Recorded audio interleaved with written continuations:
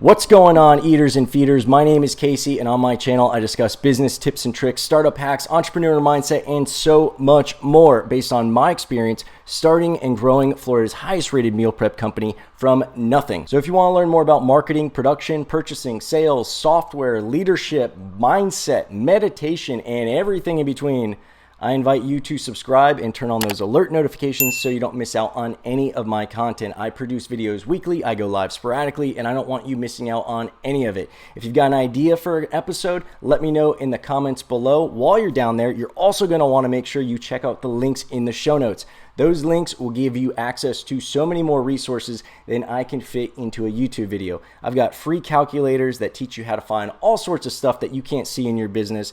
I've got free software that will completely run your business. I've got free ebooks. I've got free boot camps. I've got one-on-one consulting. I've got private groups. I've got so much stuff, and you will only find it if you check out those links in the show notes and if you venture on over to mealprepbiz101.com. That's my site where I host so many more tips, tools, resources, and great stuff that will make your life easier and make your business more successful. So check out those links and check out mealprepbiz101.com. Now let's check out today's episode.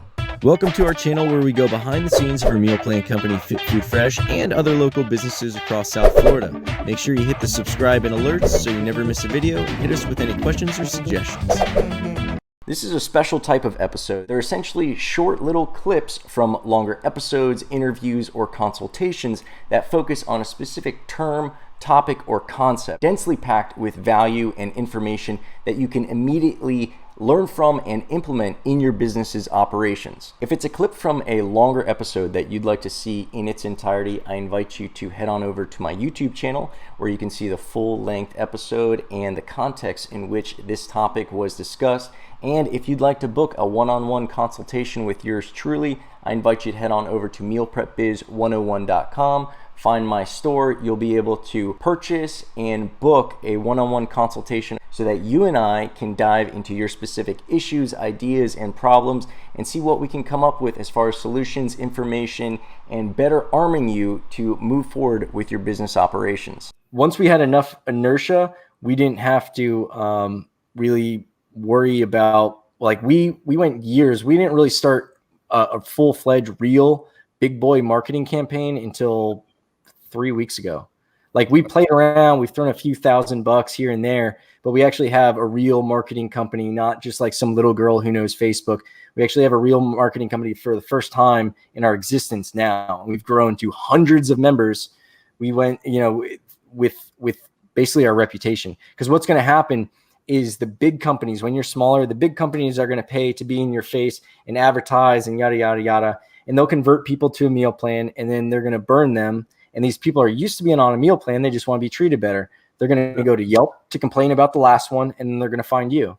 There's one, it's a personal training gym, and the owner, I actually dated his daughter for a while, but even before then, he was still promoting us. He's just, it's almost part of his enrollment process. I would say we're probably around 60% occupancy there. And a lot of these people are like pulling up in Bentleys. Like, these people don't care.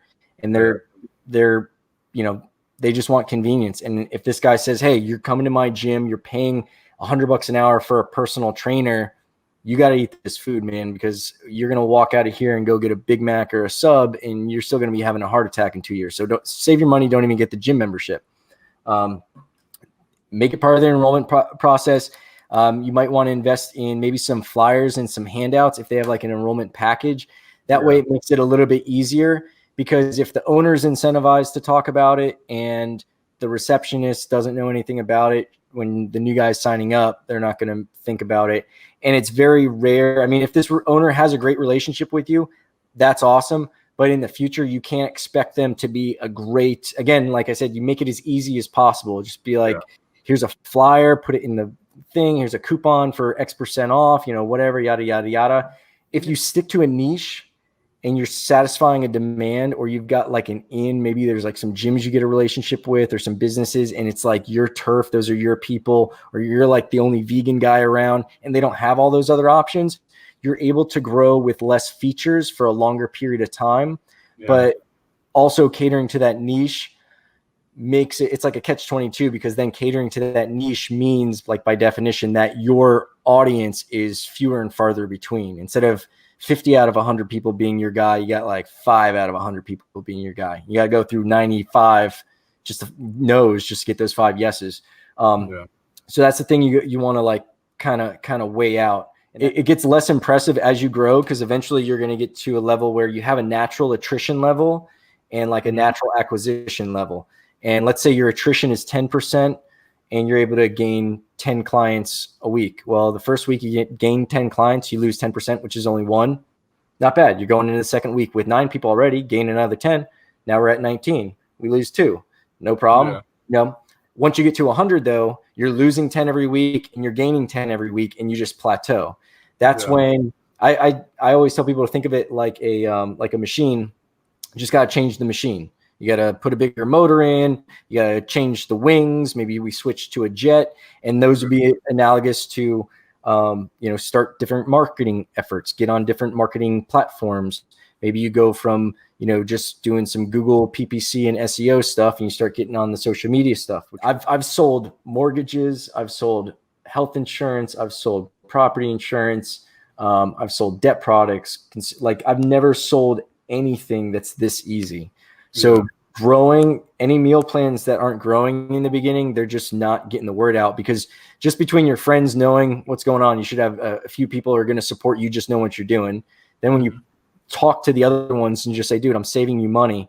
I'm saving you time. I'm saving you money. Get on. It's never going to be any better. It's never going to be a lower price than this. Get on. Help me out. I really appreciate it. Yada, yada, yada. 99 out of 100 times I engage with somebody, I'll ask them for a critique. I ask them for a critique, not just like, hey, how's everything been? I ask them, I'm like, a critique. Give me something that I can use to make the company better. Anything. Maybe something that's not on the menu. They appreciate that so much. They feel like they're helping you.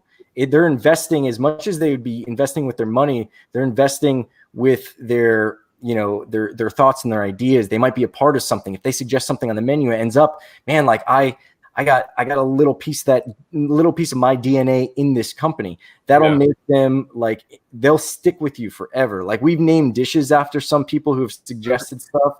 They stay with us. These little gimmicky things that cost you nothing but a little bit of attention and thought go so far. You always want to play with incentives, because I've seen people respond like $20 worth of credit versus a free shirt versus a free hat. Like, I always play with those things, because certain people will jump to different things. It's weird. I've seen people turn down, I think the biggest was $30 cash for a free t-shirt, or not $30 cash, but $30 in credit for a free t-shirt. Now, while it wasn't $30 cash, it was still $30 that you don't have to spend next week, but they still wanted the shirt, which, guess what? The shirt's got my name on it. So thank you. That's awesome.